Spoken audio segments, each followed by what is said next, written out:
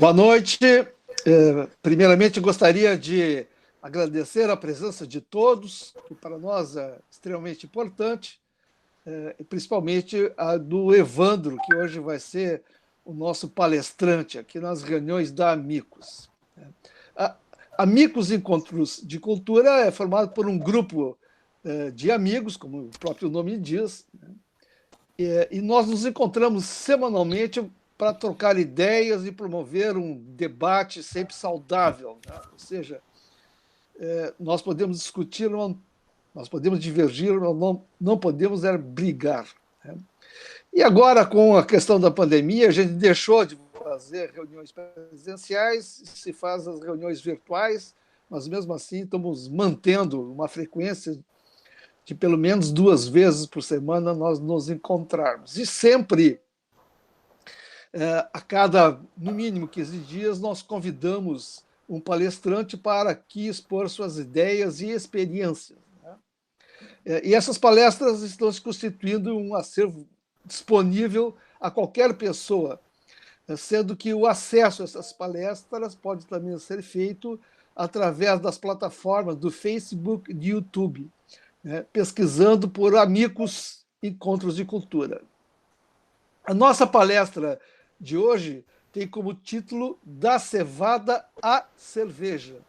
E o nosso palestrante é o Evandro Luiz Janovic.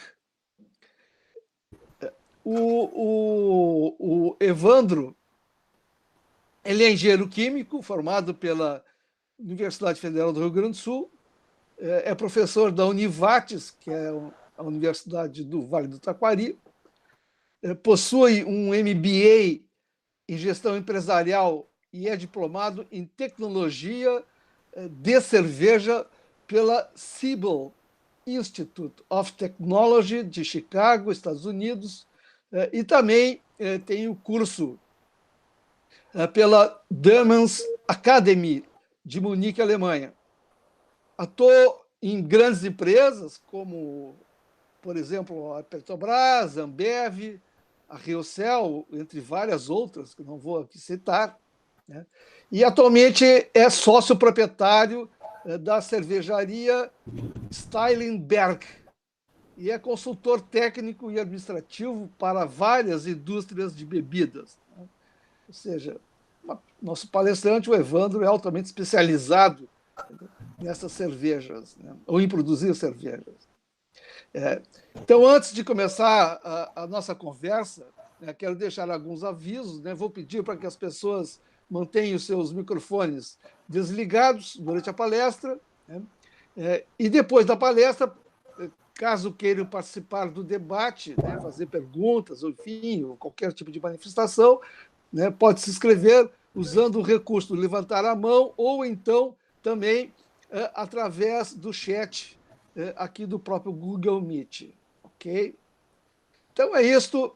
Evandro, por favor, a palavra agora está contigo. Obrigado pela tua colaboração.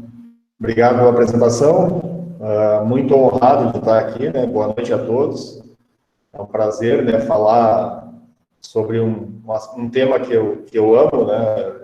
É uma profissão, mas é uma profissão que eu sempre, desde muito cedo, tive muito apreço, né? Eu lembro ainda na época de estudante, quando eu passava na frente da antiga filial Continental, onde hoje é o Shopping Total, em Porto Alegre, e havia a fábrica da Brahma lá, e eu ainda estudante, né, não imaginava trabalhar nessa área, né? Na minha época, assim, um foco muito direcionado para o engenheiro químico era o polo petroquímico, então não me imaginava trabalhando com cerveja, apenas consumia.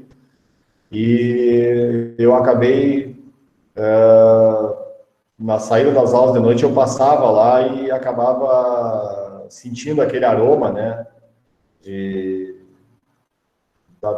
do cozimento, né, e aquilo me encantava. Eu lembro que eu sentava no final do ônibus e abria a janela para poder receber aquele aroma. Então, algum tempo depois passei a trabalhar na Ambev. E trabalhei numa parte que, como o próprio tema do nosso encontro hoje fala, né, que é da cevada, a cerveja, né, eu trabalhei bastante tempo em maltaria. E a maltaria, para quem não sabe, né, ela recebe como principal insumo cevada, cervejeira, e vai converter ela em malte, que é o principal insumo, né? Não é uma maior quantidade que a água, mas é o segundo maior em quantidade de insumo e um dos principais insumos da cerveja, né? Sem açúcares e proteínas que o malte confere para a cerveja, a gente não consegue ter, né, um produto de qualidade. No Brasil, a gente possui, né, algumas maltarias, né? Da Ambev são duas, ambas localizadas aqui no Rio Grande do Sul, uma em Passo Fundo, outra em Porto Alegre. Junto ao antigo Shopping Total existia uma maltaria pequena também, na parte mais ao centro, né, do shopping, ali na parte mais próxima da área central de Porto Alegre, mas que ela foi completamente demolida quando construíram o shopping, porque o prédio não tinha interesse histórico, né, que nem a fachada ali da cervejaria que foi preservada. Atualmente não existe ali na Voluntários da Pátria uma maltaria bem grande, né, que produz mais de 200 mil toneladas ano de malte. Utiliza a cevada cervejeira, também é possível para a produção de malte com fim cervejeiro, é possível utilizar trigo, é possível utilizar sorgo, né? Diversos cereais, né, que possuem germe, que possuem, né, grãos que germinam, eles são passíveis de malteio. E o malteio nada mais é do que você pegar um grão, vamos falar especificamente do cevada, para não ficar confuso, né? Pegar um grão de cevada e conduzir um processo de germinação sob condições controladas, né, onde você vai inicialmente umedecer a cevada, ela em geral é estocada num padrão de 10 a 12% de umidade, e aí esse é um padrão que garante estocabilidade para ela, por até um ano. Ela tem que ter grãos com boa germinação, e aí o que acontece? Ela vai passar por um processo de umidificação, onde a umidade dela vai ser elevada até 40%, em média. E essa umidade, ela vai propiciar que o grão comece a germinar. Uma vez que você fez essa umidificação numa das partes da fábrica, né, que própria para isso, são funis grandes, ela é transferida por tubulação, né, junto com água, vai bombeada, para a caixa de germinação, que nada mais é que são do que estruturas construídas em concreto, mas a base delas são peneiras, então o grão não consegue ultrapassar. Abaixo dessas peneiras fica um compartimento também, né, de passagem de ar, e aí você vai fazer colocar um ar ali com temperatura baixa, porque o processo que começa a acontecer ali no grão de germinação é um processo exotérmico, ele é um processo que gera calor. Então, se você não passar ar frio, você perde o controle do processo, ele vai esquentando quase até ferver. Então, você faz um processo daí mais longo, né? Aquela primeira etapa de umidificação, ela é bastante rápida, em questão de, no máximo, 24 horas você atinge a umidade necessária e depois você vai conduzir o processo ao longo de 5 dias de germinação controlada. Durante essa germinação também, né, na caixa, os grãos são revolvidos, em geral uma máquina com caracóis que passa, né? Imagine assim uma caixa de sapato cilíndrica, né? Aquilo é uma caixa de germinação, só que vamos transformar isso numa dimensão industrial, certo? Terminado o processo de germinação controlado, onde a temperatura é mantida entre 16 e 20 graus, e a umidade também é colocada, reinserida no processo, para que ela fique naquele patamar de 40% a 45%. Esses grãos são transferidos de diferentes formas, né? Por cintas transportadoras, por aspiração pneumática, tem diversos tipos de modos de transferência, para uma estufa, que é um compartimento, em geral, daí metálico, com peneiras da base. Mais uma vez nós vamos usar ar passando, só que dessa vez o ar vai ser quente, porque o objetivo é tirar a umidade do grão. E aí é um processo com temperaturas gradativas, né? A gente começa ao redor de 50, 60 graus e leva para maltes claros até 83, 82 graus. Ao longo de, em média, 18 horas, se promove um secado de 200 toneladas de cevada malteada. E isso é o malte, né? Ele vai passar depois por um processo de limpeza, de aspiração de cascas e das radículas que são formadas na germinação. Se você quer tirar o malte especial, aqueles maltes daí com cor, com caramelização, aí o processo é um pouco mais criterioso, mais diferenciado em relação ao malte Pilsen, malte base normal, porque ele envolve recirculação de vapor para seguir fazendo um processo na torra de caramelização, porque o malte ele já contém amido, que é a fonte de açúcares, e contém proteínas, que são os aminoácidos. E você tem temperatura na secagem junto com umidade. Para quem é da área de química, né, que é a minha área, no caso, vai entender o que eu estou falando. Trata-se de reação de Maillard, que é a mesma reação que acontece em casca de pão, em carne, né, quando assa, aquele escurecimento, né, externo. Isso é uma reação de Maillard acontecendo, que envolve os açúcares reagindo com os aminoácidos em presença de umidade e com a ação do calor. Ok? Não sei se está sendo útil, como é que está sendo? Tranquilo? Não, está ótimo. Não quero ser enfadonho, né, para ninguém. Não, tudo bem. Está sendo um bom professor aqui. Capaz de todos nós começarmos a produzir a cerveja daqui. Legal. Assim, malte é algo mais complicado até de fazer do que cerveja, mas eu já fiz de forma artesanal, né? E no Brasil tem essas maltarias aqui no Rio Grande do Sul, em Passo Fundo, em Porto Alegre, da Ambev. Existe uma maltaria grande também em Guarapuava, no Paraná, onde os suábios habitam lá, né? Uma cidade que teve uma colonização muito específica e desenvolveu uma grande cooperativa, né? A Agromalte, a cooperativa agrária, uma cooperativa gigante, muito bem administrada. O pessoal dessa cooperativa mora numa cidade meio, como se fosse um condomínio fechado, mas é uma cidade fechada, então é um lugar com acesso bem restrito.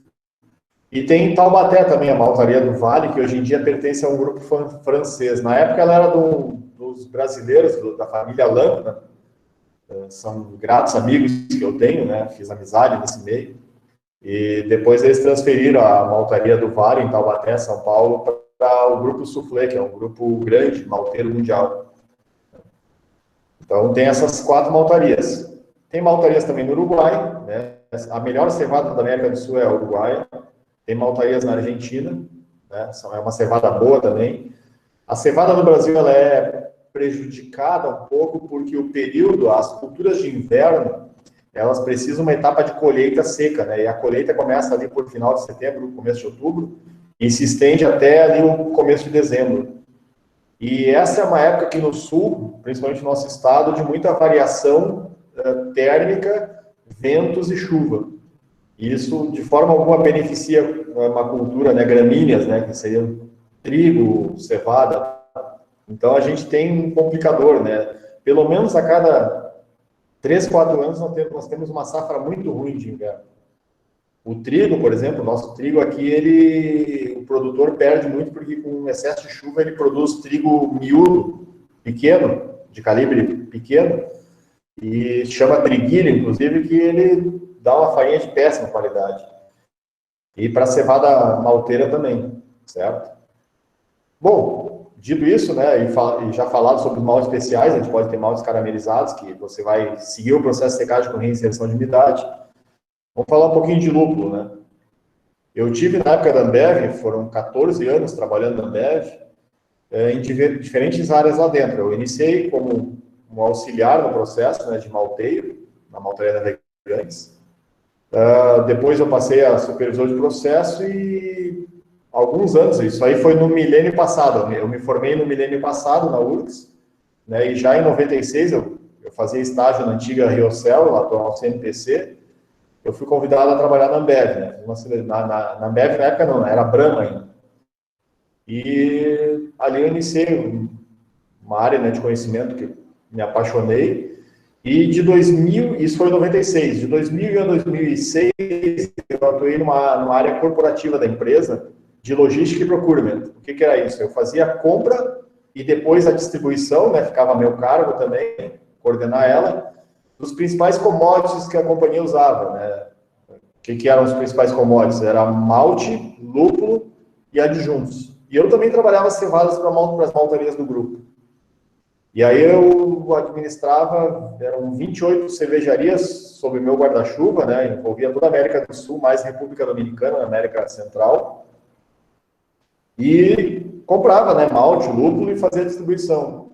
Por conta disso, né, existe uma instituição americana que se chama Hope Growers of America, que convida uma pessoa de cada cervejaria no mundo. Então, convida alguém da Ambev, alguém da Heineken, alguém da Tsingtao, da China. Ela convida as principais cervejarias uma pessoa. E na época, como eu cuidava dessa aquisição dos insumos, o convidado da Ambev fui eu. E aí me foi proporcionado, em 2004, conhecer as áreas principais de plantação de lúpulo nos Estados Unidos, na costa oeste americana, né? Principalmente nos 2 estados do norte, né? Tu tem ali Califórnia, Oregon e Washington. E eu fui para Washington, fui para Seattle, e de Seattle eu fui a Yakima, que é uma região, é a região de maior área plantada e maior produção de lúpulo no mundo. Por isso que as cervejas americanas, em geral, usam lúpulo em excesso, né? Porque eles têm muito lúpulo, então eles acabaram fazendo cervejas mais lupuladas. Por exemplo, né? Isso aqui é uma American Pale Ale, uma APA. Isso aqui, apesar da origem ser inglesa, a IPA, essa aqui é uma IPA americana. Então, são cervejas que usam bastante lúpulo. Elas vão ter como característica ter um amargor elevado e vão ter também um aroma elevado, né? O lúpulo, ele confere aroma e amargor à cerveja. E por que isso, né? Porque a cerveja, ela é um caldo à base dos açúcares do malte. Se não se equilibrasse ela, né, com algum produto amargo, possivelmente a gente não teria prazer em beber ela. Seria um caldo, um líquido doce, que a gente, com um pouco de álcool, que não ficaria legal para beber. Então, essa questão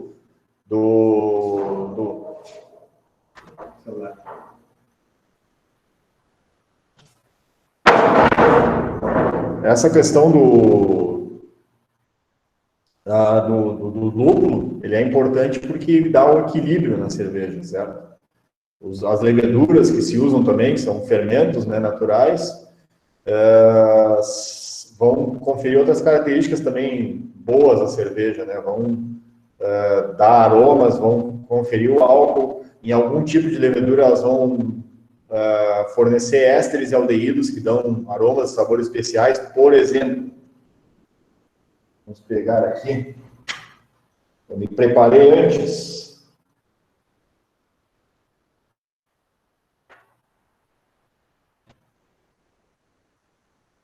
Cervejas de origem alemã, à base de trigo, Weiss e Pepperweiss, certo? Essa, inclusive, aqui na Stellenberg, ela é uma das queridinhas da casa, porque ela já premiou 2 vezes no Festival Brasileiro da Cerveja, em Blumenau. Por que, Evandro? Porque tem pimenta? Porque ela leva... Pimenta? Isso. Um extrato bastante sutil, né? A gente faz uma extração de pimenta malagueta com vodka, uma infusão, e aquele extrato, né? Aquela vodka, ela tira um pouco da capsaicina, né? Das vagens secas da malagueta, e a gente faz uma dosagem de forma que ela fica perceptível um pouco no aroma e no retrogosto. Ela não vai te queimar a boca, por exemplo. Diferente do que aconteceu comigo quando, em 2004, eu fui nesse Hope Tour, né, do Hope Growers of America, lá nos Estados Unidos, para conhecer a plantação de lúpulo, e os fazendeiros lá, eles adotaram a mão de obra muito intensiva de mexicanos, que tem o gosto por comida temperada, certo?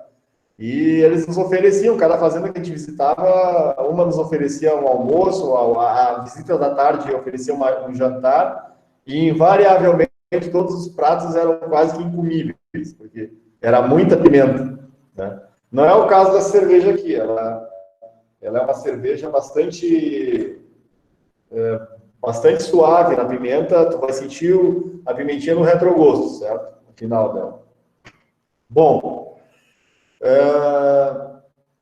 então cerveja, né, é um produto, né, a gente moe o malte. Essa moagem do malte, ele não é uma moagem muito fina. Os grãos do malte, eles vão ser levemente comprimidos no moinho, em geral de rolos, para que eles quebrem, mas não que eles façam uma farinha fina, porque na ampla maioria dos processos de produção, a casca do grão de cevada vai servir depois como uma base filtrante, um leite filtrante. Então, a gente moe de uma forma bem precária o grão, apenas para expor o endosperma, a parte interna do grão, de forma que, ao colocar ele numa água morna, né, que a gente utiliza o início dos processos são ao redor de 52 até 66 graus, aproximadamente, para início do processo que a gente chama abraçagem, né, onde você vai pegar o malte e vai colocar moído ali. E nesse processo, o que vai acontecer? A conversão do amido. O que é amido? O amido ele é um polímero de açúcares. Polímeros são vários melos, né, ou seja, várias partes. O que é? São várias glicoses, umas ligadas à outra. A gente pode ilustrar isso como se fosse uma corrente. Cada elo de uma corrente seria uma molécula de glicose. E aí, nesse processo que eu estou fazendo ali, algumas enzimas que já vêm junto do malte, esse é o principal objetivo do malteio da cevada, produção de enzimas, de alfa e beta-amilase, elas vão quebrar esse amido em açúcares. Então, o que eu vou ter? Eu vou ter um caldo riquíssimo em açúcares, principalmente glicose e maltose, que é o açúcar que dá o nome ao malte, porque o malte ele é riquíssimo em maltose, ele é um dos melhores fornecedores de maltose que tem. Vou também fazer, durante esse processo de cozimento, dissolução de proteínas, que são importantes, né? São aminoácidos que vão servir tanto para a levedura quanto para a questão de espuma na cerveja. Quando você tem uma cerveja com uma boa espuma, não é necessariamente o excesso ou a falta de gás que vai fazer ela ter mais ou menos espuma, mas sim a presença de proteínas de médio peso molecular que vem lá do malte, vem do bom processo de cozimento do malte. O lúpulo também tem substâncias surfactantes, que a gente chama, que vão garantir tensão superficial e auxiliar muito na espuma. Então, uma cerveja com uma boa espuma, normalmente ela tem uma boa carga de lúpulo e também ela tem um malte que foi bem cozido, né? Foi bem feito. Fazer cerveja é coisa para cozinheiro, né? Não tem muito segredo. Inclusive, estão todos convidados a vir aqui na IPE, em Porto Alegre, nos visitar e conhecer em loco o processo aqui. Certo? E, claro, obviamente, né, quem vem aqui acaba também degustando alguma cerveja. Certo? Esse processo de cozimento, né, ele não é muito longo, muito extenso. A gente faz um processo completo em cerca de 6 horas, né? 6, 7 horas, se o equipamento não for muito tecnológico, como é esse daqui. Até, não sei se vocês me permitem, eu posso fazer um breve tour pela fábrica, pode ser? Pode sim. Tranquilo, Evandro. Pode sim. Isso é interessante. Então, só um minutinho que eu vou tentar com a câmera, devagarinho, mostrar para vocês um pouquinho do processo. Espero que estejam me enxergando bem. Se não tiverem, por favor, relatem, tá? Tá tranquilo. Aqui é um moinho de malte. A gente usa essas bombonas para, no moinho, a gente colocar a bombona aqui abaixo e receber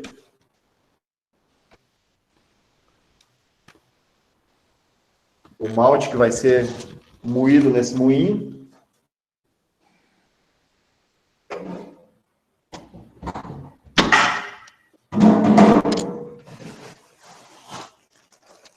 Saquinho de malte.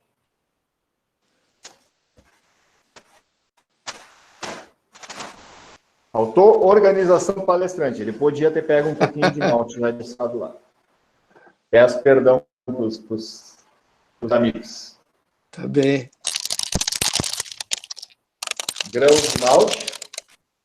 Ou seja, ele tem o mesmo formato da cevada, certo, gente? Ele apenas foi umedecido, germinado e seco. Ele mantém a mesma forma, ok? Ok. Possui aroma e até sabor bem característico. Se a gente comer o grão de malte, a gente vai sentir um adocicado. Ele já tem uma presença, né, de açúcares.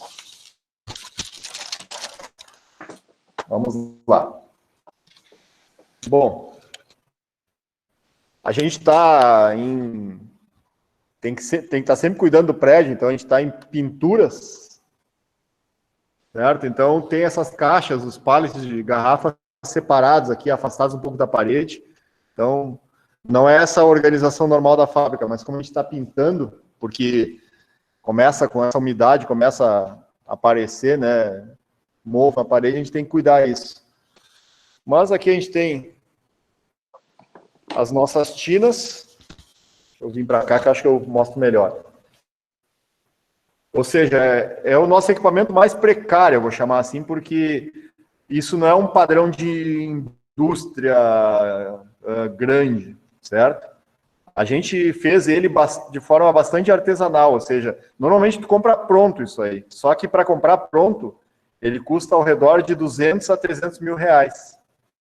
E esse equipamento, a gente comprou o aço dele, fez um desenho, um projeto e encaminhou para uma metalúrgica, onde a gente mesmo orientou o proprietário, quem ia fazer, né, como a gente queria eles. Com isso, a gente teve um custo máximo de 40 mil reais. Poupou um pouquinho de dinheiro, mas funciona bem, certo? Então, nessa tina aqui, deixa eu ver se eu consigo mostrar para vocês. O processo inicial de cozimento. Base de peneira, então, quando você colocar o malte moído ali, as cascas do grão vão se depositar sobre essas peneiras e vão formar como se fosse uma torta filtrante. E com isso eu consigo clarificar o meu caldo de proteínas e açúcares. Depois, com bombas, eu vou transferir para a nossa tina de fervura. Chaminézinha. Todo o processo é com queimadores a gás, certo? Então, chama direta. Deixa eu ver se eu consigo mostrar alguma coisa lá dentro. Precário, ruim de ver, mas é uma tina de inox 304, né? É material próprio para trabalhar com alimentos. Faz cozimento, né, Evandro? Isso, exatamente. Aqui a gente vai ferver e adicionar o lúpulo, né? Porque a gente faz, na primeira tina a gente faz a sacarificação dos grãos de cevada, né? Dilui eles e converte em açúcares e aminoácidos. E nessa outra aqui a gente ferve onde adiciona o lúpulo. A fervura tem 4, 5 objetivos, pelo menos. Esterilizar o mosto, ele passa a ser estéril, ou seja, a partir daqui você tem uma garantia de que não tem nenhum micro-organismo oportunista acompanhando. Tanto que a história da cerveja, se a gente fosse falar sobre a história da cerveja, a gente sabe que as pessoas começaram, em geral, a beber produtos fermentados porque era uma forma saudável de consumir líquidos, principalmente cerveja. Porque em vários lugares, assim, onde se desenvolviam as polis, né, ao longo da história, né, elas se desenvolviam próximas a rios. E não cuidavam desses rios. Então, quem morava mais abaixo do rio pegava, em geral, água muito poluída. E aí, como forma de conseguir consumir líquido saudável, passaram a consumir, um deles era a cerveja, certo? Certo. Bom, terminando esse processo, que dura em torno de 6 horas, a gente aqui na cervejaria tem um trocador de calor.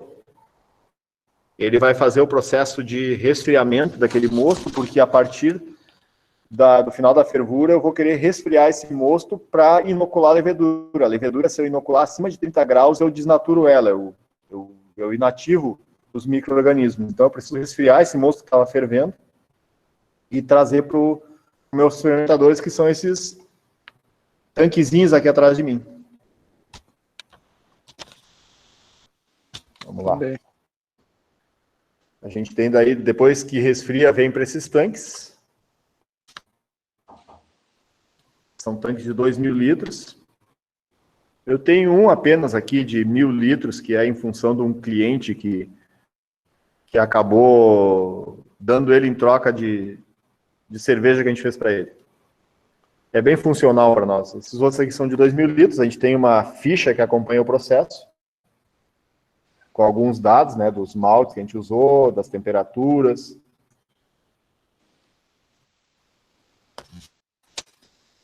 E aqui, sim, é uma etapa bastante extensa do processo. No mínimo, uma cerveja leve, né, que é tempo rápido de processo, ela vai levar em torno de 21, 22 dias para terminar o processo dela todo. Nós vamos manter ele sob temperatura controlada. Enquanto ele está realizando a fermentação, eu não sei se vocês estão conseguindo enxergar. Aqui, por exemplo, é um controlador que a gente tem dos fermentadores de temperatura. Ele faz um controle automático. E a gente coloca, por exemplo, um set de temperatura aqui, por exemplo, esse aqui ainda está fermentando. Já esse aqui, que está setado para 2 graus, ele já está numa etapa de maturação fria, a gente chama. Ou seja, aqui ele já encerrou o processo de fermentação, ele está pronto. E a gente vai envasando. Uma vez pronta, né, a gente faz o invase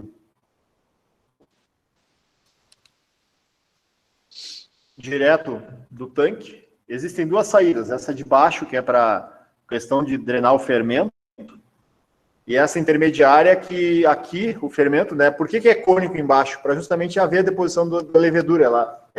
Durante o processo ela está em suspensão aqui, mas depois quando você resfria, ela flocula, vem até embaixo, você purga um pouco e por aqui começa a sair cerveja limpa já. A própria temperatura ajuda bastante ela a limpar. E aí daqui a gente coloca em barris. Vamos ver se eu consigo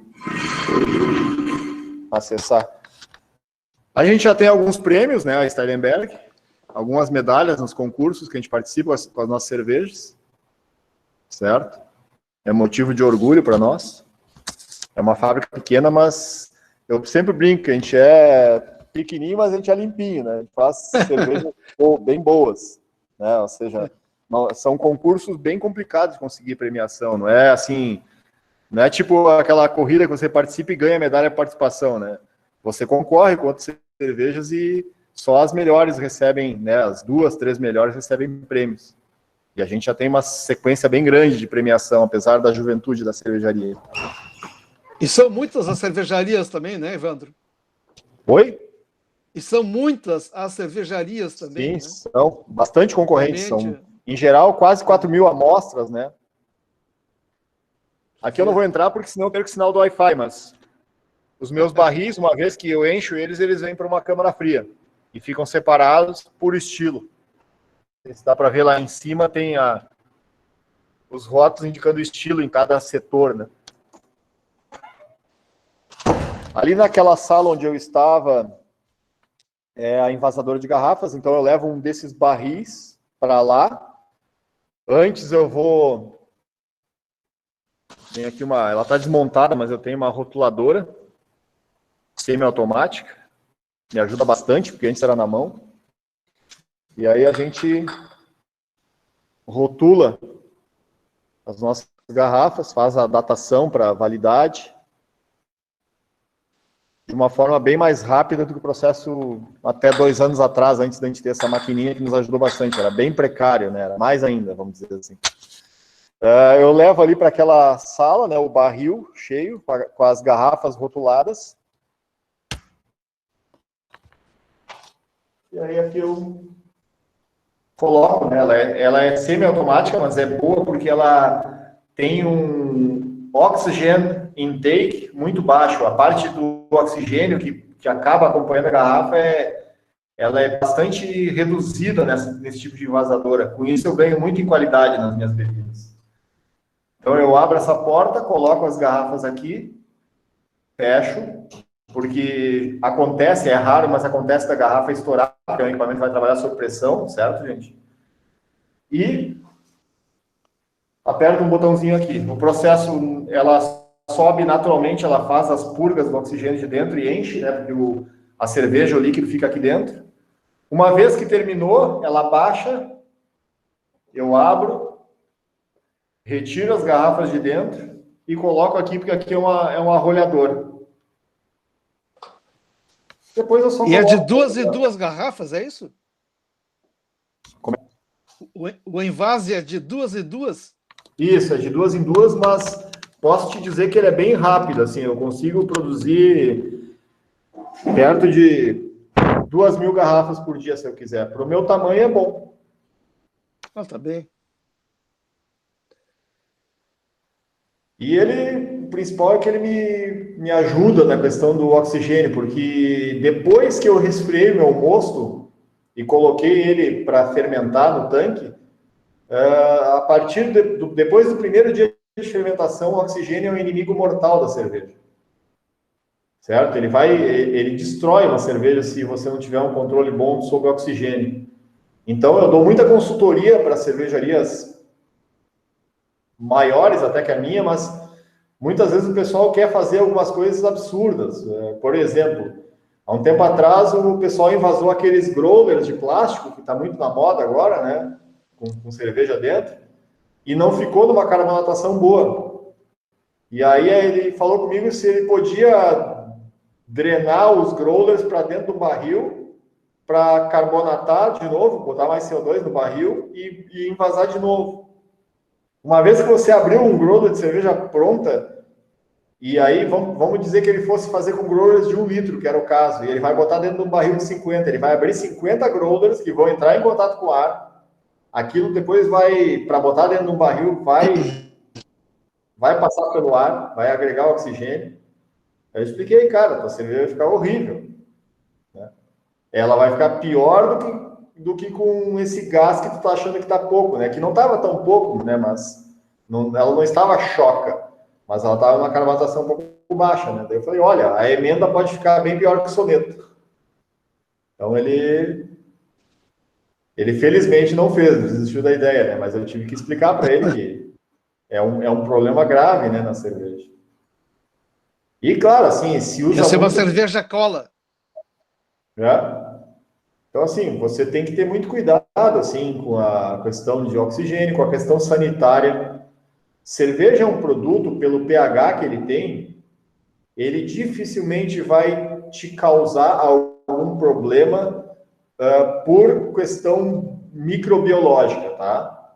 Ou seja, no geral, você pode beber cerveja de uma forma tranquila quanto a questões microbiológicas, porque se ela foi executada com um mínimo de razoabilidade, não precisa ser com excesso de cuidado, ela vai ser um produto muito saudável.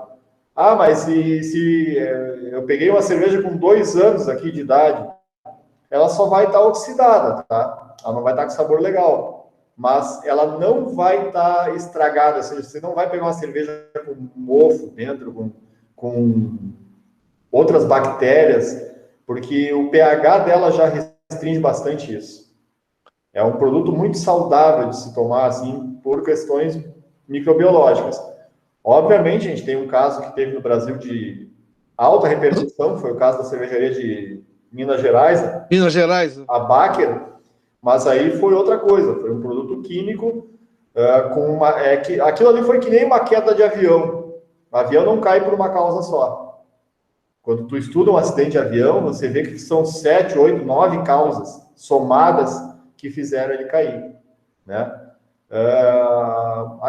O caso da Baker é mais ou menos que nem uma queda de avião. Foram vários não cumprimentos de padrões de processo ao longo de um grande tempo que resultaram naquela tragédia, né? Porque aquilo foi uma tragédia. Uma pessoa pegar uma bebida e morrer ingerindo ela é uma tragédia. Por isso, por exemplo, que aqui nas minhas consultorias, ou seja, nas empresas que eu dou consultoria ou que eu assumo responsabilidade técnica, aqui também na minha cervejaria e lá na Univates, onde eu dou aula, eu proíbo terminantemente usar propilenoglicol como fluido refrigerante nos tanques. O propilenoglicol não é tóxico em nenhuma quantidade, ele é um produto que não tem toxicidade para o ser humano, mas eu tenho muito receio porque eu trabalho com pessoas e eu sei que muitas vezes as pessoas se enganam. O almoxarifado se engana, o comprador se engana, certo? O operador se engana, ele não vê que o tanque está vazando. O comprador, em vez de enviar propilenoglicol, ele pode enviar dietilenoglicol. Ou alguém pode ter uma ideia fantástica, genial, de que o dietilenoglicol, sem avaliar a toxicidade dele, que é extremamente mais tóxico que o propileno, mortalmente mais tóxico que o polipropilenoglicol, ele acha que aquele produto vai dar uma refrigeração melhor ou tem um custo menor e ele decide por isso sem consultar alguém técnico. Então, eu sempre proíbo, né? Se querem que eu assuma a responsabilidade técnica, o fluido refrigerante vai ser o que eu uso aqui na minha cervejaria e que eu fiz colocarem, porque era propileno glicol lá na escola da Univates. Lá era propileno glicol e eu fiquei brigando com o pessoal até que trocassem para etanol e água. Uma mistura de etanol, de álcool de cereais, 30%, com 70% de água, já te dá um fluido que não vai congelar, que tu vai atingir menos 4, menos 5 graus, que é o suficiente para refrigerar os tanques. Certo? E o resto, né, as tubulações, o metal é alimentício, é um metal que não solta, metais para solução, o gás de refrigeração, para refrigerar essa mistura de etanol e água, ele é um gás sem toxicidade também, é aquele gás normal de geladeira, né? Então, mas aquilo foi um problema grave. Não sei, eu fico aberto a intervenções, né, de vocês, porque estou por vocês aí também, quiserem perguntar alguma coisa específica. Tá bem. Ok. Evandro, foi ótimo, foi muito bom. Enfim, mas mostra uma coisa, né? Tu disseste que fazer cerveja é que nem trabalhar na cozinha, né? Mas Exatamente. precisa ter conhecimento, né? Precisa ter muito conhecimento, né? Precisa ser um chefe de cozinha. Mas me diz uma coisa, tu falasse que cerveja tem muita água e tu não falasse como é que tu obtém a água para fazer a tua cerveja. Tu retira de poço?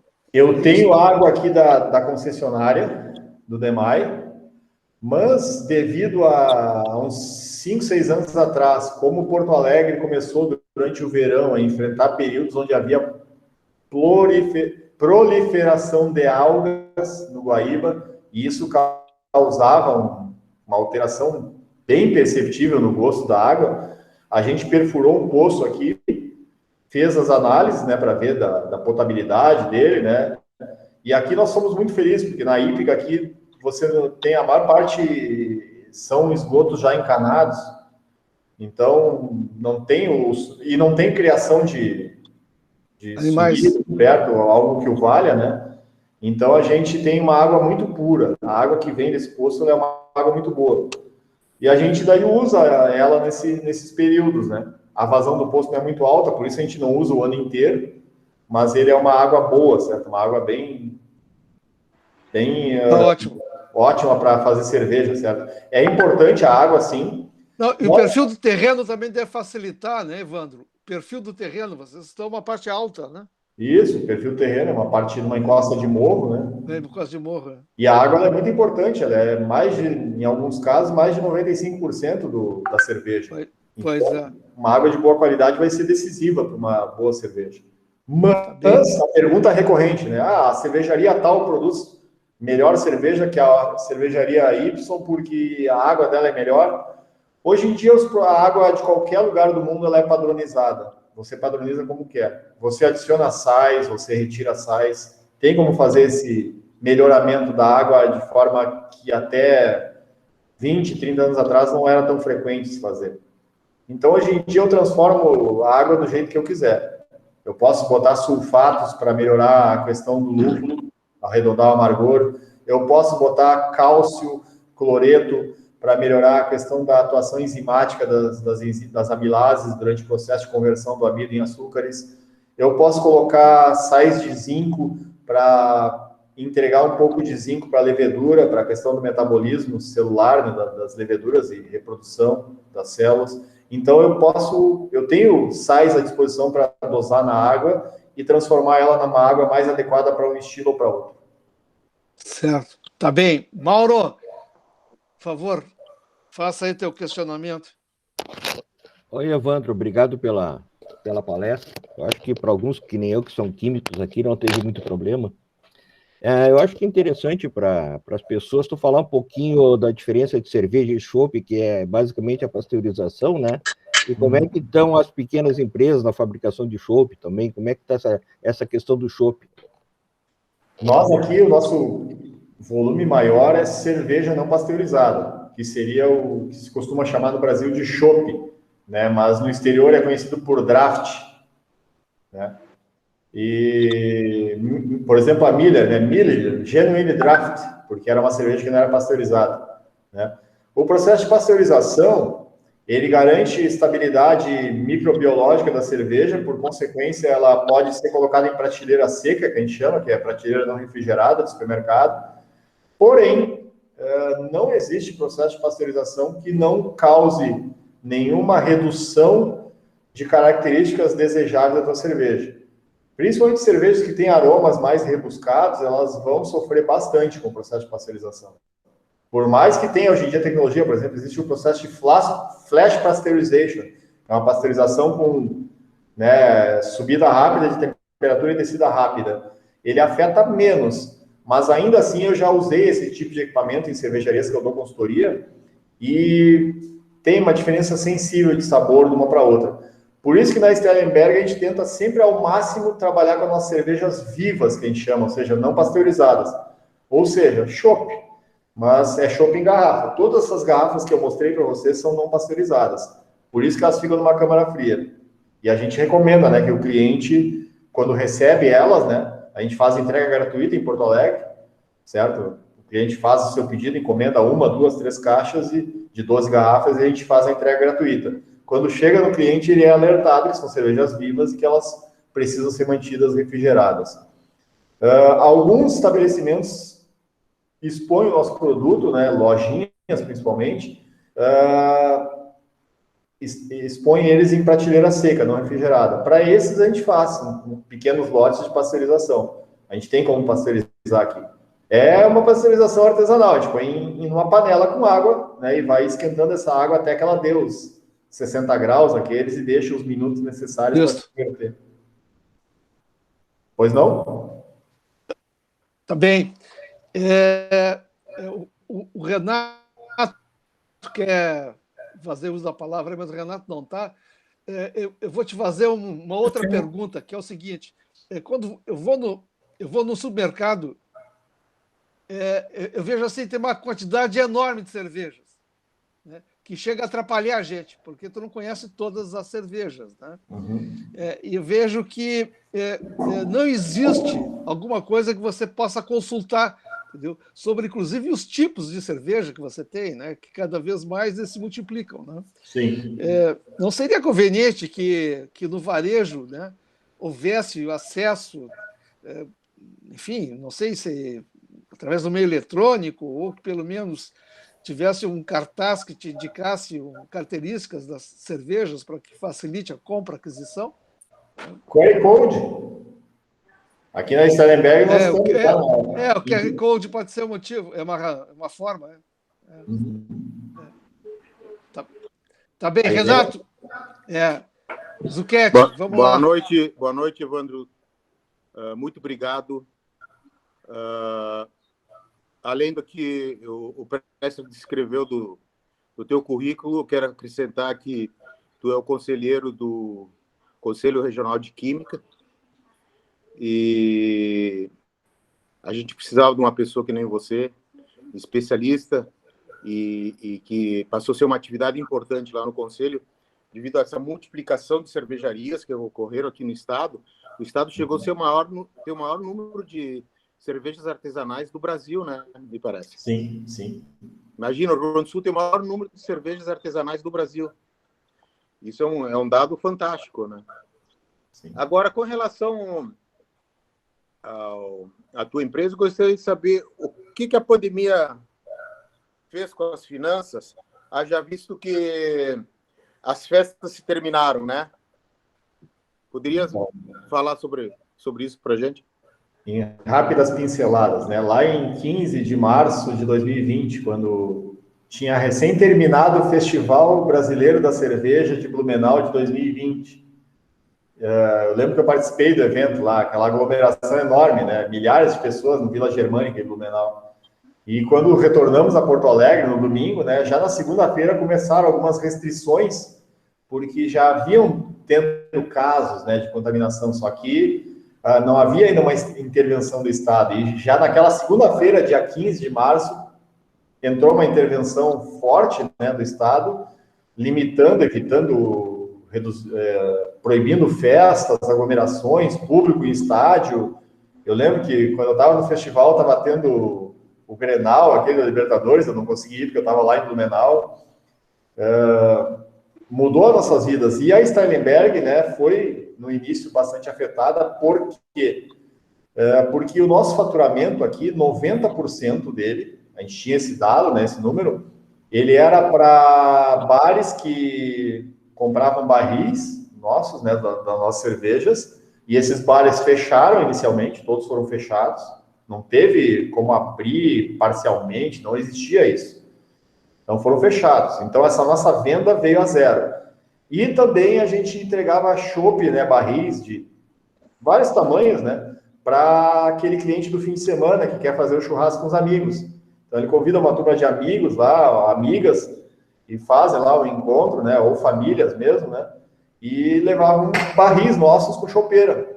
E isso também as pessoas não fizeram mais, elas pararam de fazer encontros de família e de amigos.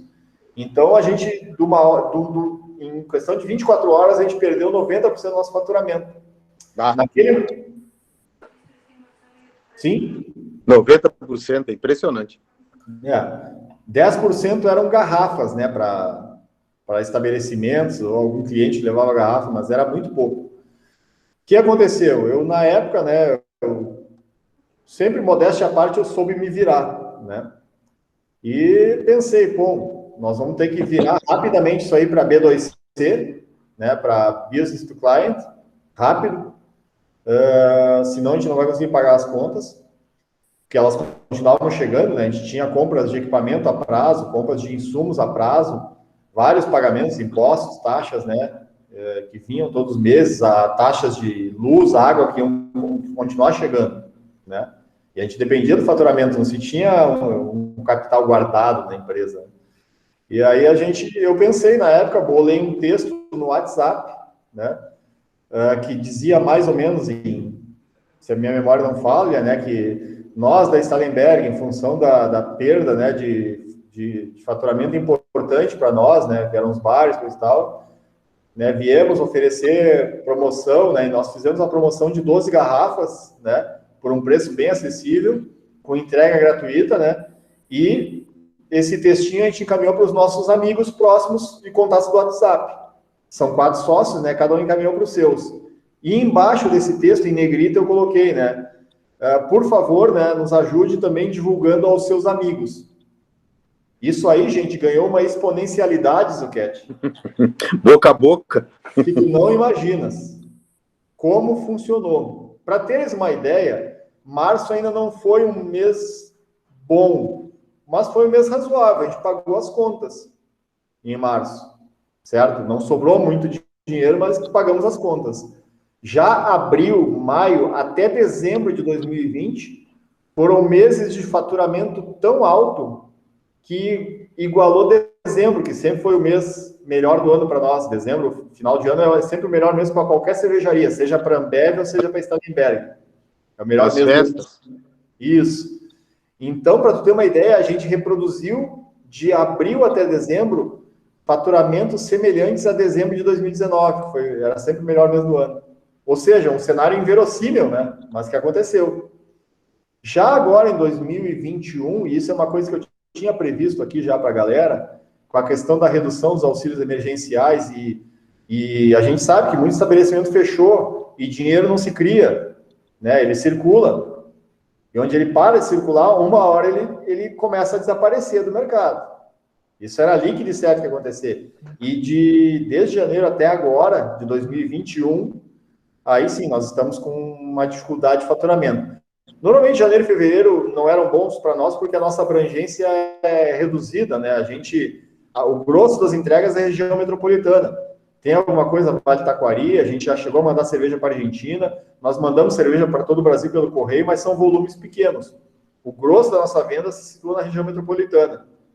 E aí, a gente creditou o pessoal que vai para a praia. Janeiro e fevereiro sempre foram meses fracos por conta do pessoal que vai para a praia. Só que entrou março e não voltou o faturamento. Abril, mês passado, por exemplo, nós chegamos no 0-0 aqui no dia 28. A gente tem uma planilha que a gente vai acompanhando custos, saídas e entradas, né? E vai sempre dia a dia analisando como é que está essa conta, né? O negativo. A gente chegou no 0-0 com as despesas no dia 28. Então, vocês têm uma Então, ideia. tu acha que aquela coisa fantástica que ocorreu em 2020, tipo no boca a boca, não está conseguindo se repetir por causa de perda de emprego e fechamento de estabelecimentos? E o auxílio emergencial. O cara que ganhava os R$ 600, o auxílio emergencial, que baixou para 150, 200, não era necessariamente o camarada que compraria a nossa cerveja, talvez. Embora não seja cara. Mas ele injetava esse dinheiro no mercado. É que nem essa antecipação que o governo fez agora do 13º dos aposentados. São formas que tu encontra para o mercado continuar recebendo fluxo, né, de dinheiro para seguir operando. Só que, assim, muita gente perdeu emprego. Pessoal das artes, né, música, teatro, cinema, zero. Né? Quem era banda famosa, tudo bem, o cara, né? Mas o músico, aquele que toca no barzinho de noite, né? Eu tenho vários amigos assim. Esses estão em situação desesperadora. Né? Os donos dos restaurantes não tem como ficar abrindo um restaurante de verdade com 30% da capacidade. Isso não existe. Até porque a minha esposa, ela é advogada por formação, mas a paixão dela é gastronomia. Então, ela fez EGAS, né, que é uma escola de gastronomia boa aqui de Porto Alegre. Ela já foi subchefe do Plaza São Rafael, por exemplo. Ela gosta e tem know-how para cozinhar. E ela também é beer sommelier. Ela mesma me diz assim, não tem, ela já teve restaurante, ela já teve bistrô. Ela diz, não existe isso de tu abrir, e aquele abre e fecha, sabe? Compra insumo, opa, joga fora, vai estragar, né? Fecha, aí joga fora, vai estragar. Certo? Tem produtos que são perecíveis que tu compra para ter no teu restaurante no dia a dia. Ok, Evandro, o Mário Soares quer fazer também uma questão, enfim. Obrigado, Depressa. Parabéns aí, Evandro, obrigado pela tua apresentação aí, contribuiu muito com a gente. Obrigado, muito Mário. legal. Muito legal, e sucesso aí na tua cervejaria. Tem um grande amigo com o sobrenome Colber. Colber? Só que o nome final dele era Colber, Alexandre Colber, foi meu colega na escola. Não conheço o Alexandre Colber, não, acho que não é parente, não. Tranquilo, eu imaginei que não fosse, mas... Mas é gente boa, com certeza. Com certeza. Mas assim, Evandro, a minha curiosidade é nessa linha aí dos consumidores que têm intolerância ao glúten. Sim. E esse mercado aí da cerveja sem glúten, como é que anda isso, né? Qual é o melhor cereal aí para substituir o malte? Como é que é fazer cerveja sem o malte? Como é que funciona isso? Ou funciona mesmo? Ou essa cerveja aí sem glúten é uma falcatrua? Modéstia à parte, você está falando com a pessoa certa. Tá? Porque apesar da Stellenberg existir desde 2012, eu vim para cá para ajudar faz 3 anos apenas. Né? Eu era sócio já antes, mas eu não participava ativamente do dia a dia da cervejaria, porque o volume era muito pequeno, não justificava 4 pessoas trabalhando aqui. Então, eu trabalhei em outras cervejarias. E uma dessas foi a cervejaria Farrapos, no bairro Roselândia, de Passo Fundo. Passo Fundo. Que faz a Lakeside, que é uma cerveja das pioneiras sem glúten. E forte? Ela é forte, essa cerveja. São cervejas boas, e eu vou te explicar por quê. Né? Mas antes eu trabalhei também na Santibir, fui diretor de operações na cervejaria Santa Catarina, que faz Santibir, Coruja, Barco, que fica ali em Forquilinha, muito próximo de Criciúma, 15 km de Criciúma ali. É uma cervejaria enorme, 380 mil litros de fermentação. É gigante. Eu fui diretor de operações ali, eu fiz a ampliação do Parque Fabril. E a gente fez ali a cerveja Tássila. A diferença da Tássila, da Santibir, para a Lakeside da Farrapos, de Passo Fundo, são os processos e a matéria-prima. A Tássila usava trigo sarraceno, que é um cereal naturalmente sem glúten, certo? Sim. A gente fazia ela nas mesmas tinas que era feita outra cerveja, mas a gente tinha isso, mas não pode, porque não pode comer no mesmo prato, não pode tomar o mesmo copo. Depende. Se você faz uma boa cipagem do teu equipamento, com uso de soda quente, tudo, não sobra matéria orgânica dentro daquela tina. E a gente tinha a responsabilidade de todos os lotes serem testados analiticamente quanto a glúten em 2 institutos, um de Campinas e outro da Alemanha, certo? E só depois de receber os resultados que o lote era liberado para venda. E em nenhuma hipótese a gente teve, nenhuma situação de análise, a gente teve glúten acima dos 20 ppm, que é o que estabelece o FDA para que um produto seja considerado gluten-free. Receba aquele selo de gluten-free, certo? Legal. Já na Farrapos, era malte normal de cevada, não era trigo sarraceno, malte de trigo, malte de cevada. Só que na fervura, a gente usava alcalase, que é uma enzima exógena, é uma protease, é uma enzima proteolítica, que ela promove uma quebra, assim, absurda. Ela destrói todas as proteínas que tem naquele mosto, naquele caldo do malte. Ela quebra tudo, 100%. 4 horas a 55 graus com alcalase, quebra qualquer proteína que tem ali dentro, inclusive glúten. Mas quebra... O problema é que quebra todas as outras. E aí, o que acontecia? A gente fazia essa cerveja, fermentava, e no fermentador a gente tinha que adicionar alginato e também glicerina, porque proteína no mosto, ela é responsável por uma parte do corpo na cerveja e também, se vocês lembram lá no começo da nossa conversa hoje, por espuma.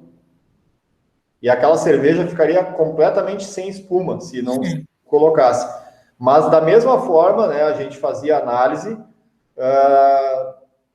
era nos mesmos laboratórios da Santibia, porque são laboratórios de referência, né, para glúten, e também a gente só liberava... Para te ter uma ideia, a gente fez uma vez uma cerveja, uma Russian Imperial Stout. O que significa essa cerveja? Ela é uma cerveja com uma carga de malte absurdamente alta, né? Você usa para chegar em 11, 12% de álcool, então vai muito malte nela. Ou seja, o risco, né, de o processo com a alcalase não promover uma quebra completa era elevado. Mas a gente resolveu fazer e pagar para ver, né? E aí fizemos o teste de glúten nela e deu certo. Né? A gente fez um processo um pouco diferente. A gente usou 6 horas de digestão, né, proteolítica, né? E depois fizemos a gente chamava de reincorporação, né, na cerveja, que a gente colocava daí alginato para melhorar a espuma, né, glicerina para melhorar a cor. E aí e é uma cerveja ótima porque daí, diferente da Tassila de trigo sarraceno, ela tem o gosto normal da cerveja. Você não sente diferença nenhuma, certo? Temos agora mais opções no mercado, por exemplo, uma cervejaria que eu fui consultor e responsável técnico deles, a Al Capone, de Canoas, tem uma linha completa de cerveja sem glúten no mercado, e os meninos têm uma fábrica muito boa, recomendo, certo? São cervejas sem glúten.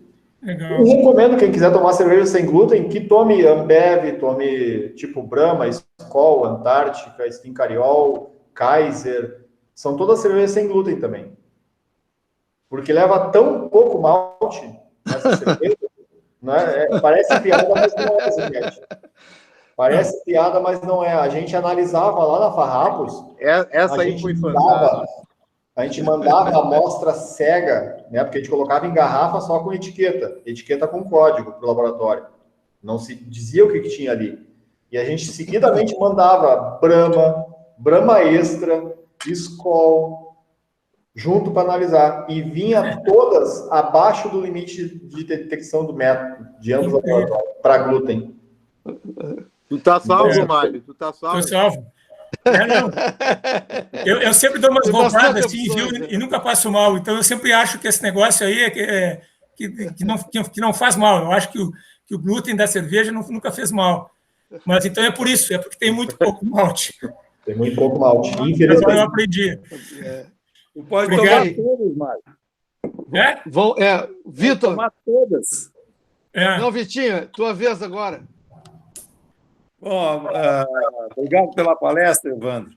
Obrigado. O que fazer é bem simples. O que é preciso fazer para ter a cerveja sem álcool?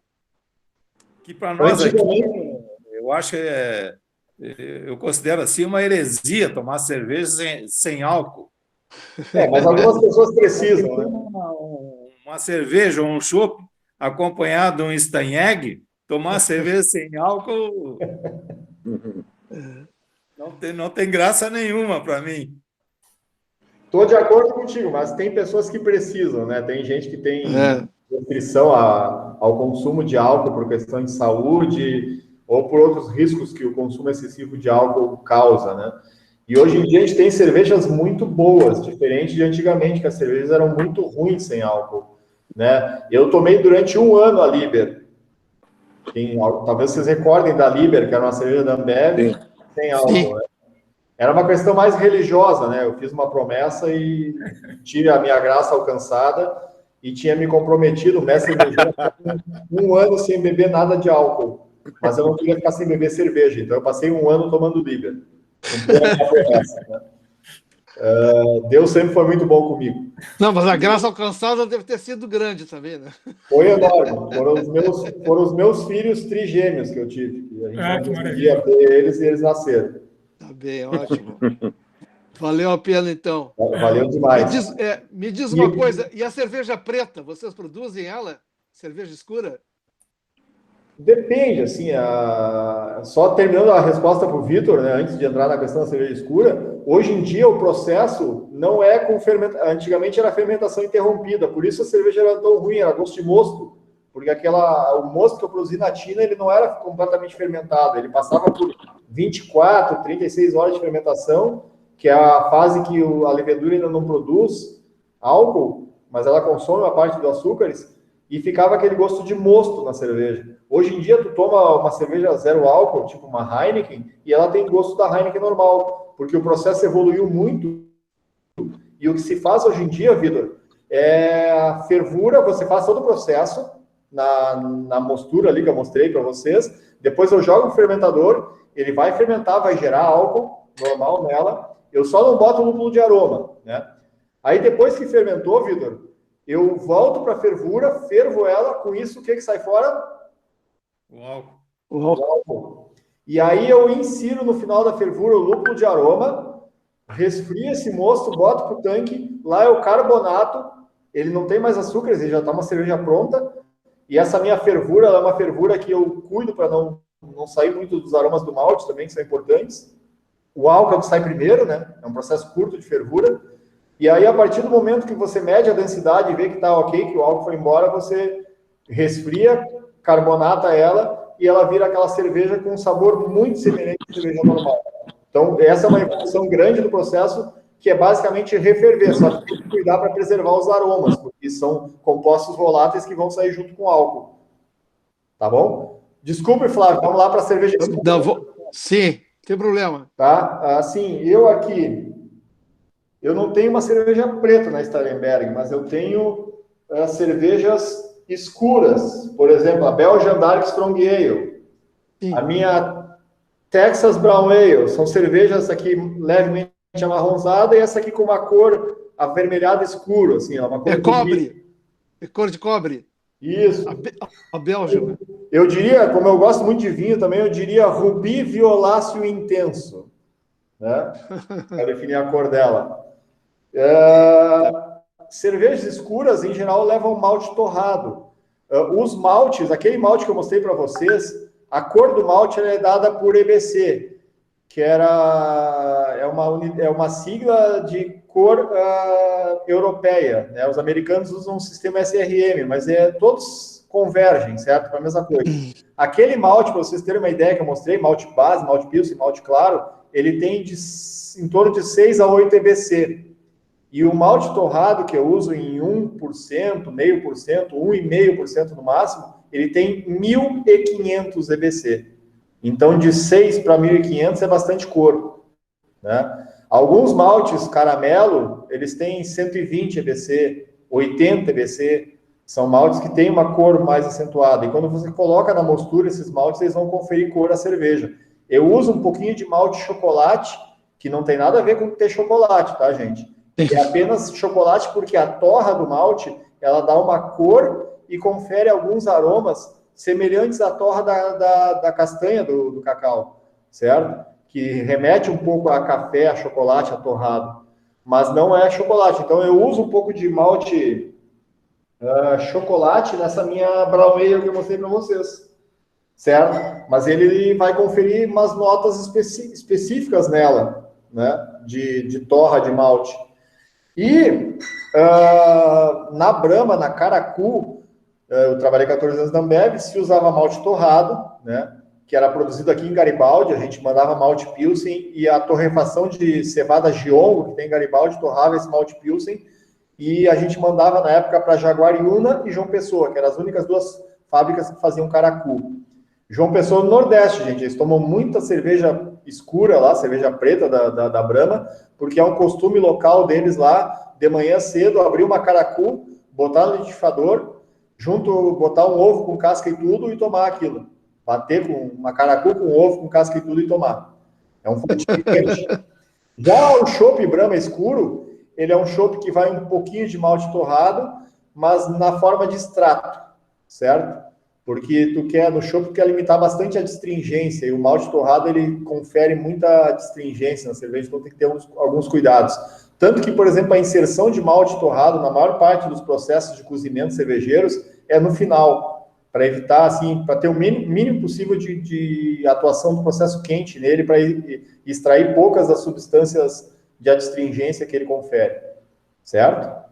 Tá bem? Ok. Antes de encerrarmos, Evandro, tu falasse que você faz entrega delivery, ok? Sim. Então, diz como é que é o caminho da roça, como é que a gente chega para poder comprar a tua cerveja? A gente tem um canal de telefone WhatsApp, né, que a gente concede, né, divulga, temos ele em diversos canais, nossas embalagens tem ele, nosso site tem ele, a gente tem perfil em Instagram e Facebook, né? E se quiserem eu posso divulgar aqui no chat também. Eu escrevo ali. Sim. No chat. Por favor, coloca ali o telefone, né? Enfim, porque daí a gente pode fazer aquisição através do WhatsApp, né? Que é uma forma muito rápida, né, de se fazer e, enfim, que todo mundo, na realidade, sabe usar. Então é isso. Muito obrigado, Evandro. Vou passar agora ao Paulo Regis, que ele vai fazer as despedidas finais aí do nosso encontro. Mas muito bom. Parabéns. Obrigado. Muito obrigado, presidente Presser. Quero também me associar às homenagens que já os colegas já prestaram, os amigos, ao Evandro Luiz Janovic. Quero agradecer a sua disponibilidade em nos brindar com essa palestra, enaltecer a didática, né? E extremamente feliz, inclusive com uma aula prática, né? Nós andamos pela fábrica conhecendo equipamentos, parabéns, muito bom. Quero registrar e agradecer a presença da senhora Altair Deconto, do querido amigo Tiago Jardim, do professor Eurico Rodrigues, que está nos acompanhando no Rio de Janeiro, da Heloísa Machado Rosa da Silva, da Carme Marília Machado, o Paulo Lima. E me permitam aqui fazer um destaque especial ao querido amigo Cleidion Peixoto, que foi nosso colega durante longos anos na atividade da Fundação de Meio Ambiente. Contar sempre com a sua participação será uma alegria para todos nós. Considere-se um amigo, queremos revê-lo em breve. Na próxima semana, alerto que a nossa palestra online será na quinta-feira. Será proferida pelo professor Eli Abadi, no dia 1º de julho, no mesmo horário, das 18 às 19 horas. Ele é engenheiro químico e durante 50 anos trabalhou na Petrobras. Ultimamente como professor na Universidade da Petrobras. Ele vai nos brindar com a palestra Políticas de Preços de Derivados de Petróleo no Brasil. Estão todos convidados. Nós desejamos uma boa noite a todos, muita saúde e obrigado pela presença. Até a próxima. Obrigada. Até a próxima. Obrigada. Boa noite. Até. Tchau, tchau. Boa noite a todos. Boa noite. Boa noite, pessoal. Excelente.